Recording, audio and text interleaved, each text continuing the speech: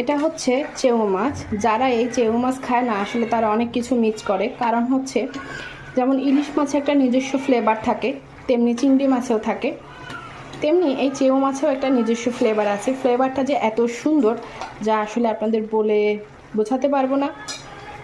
যেমন পোয়া মাছে কিন্তু নিজস্ব কোনো ফ্লেভার নেই, বাইলা মাছে কিন্তু কোনো ফ্লেভার নেই, এরকম কিছু মাছ আছে। কিন্তু এই চেউ মাছে এত সুন্দর একটা ফ্লেভার আছে, আসলে সেটা যারা খায় তারাই রান্নার সময় পায়। কিছুটা ইলিশ মাছের মতো, তবে ইলিশ মাছ মানে একদম সেম না, তবে ওরকম গ্রানটা খুব সুস্বাদু, লোভনীয়।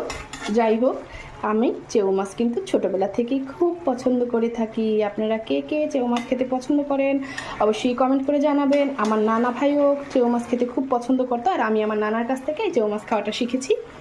ভালো থাকবেন, পাশে থাকবেন, ভালোবাসা দিলে পাশে পাবেন।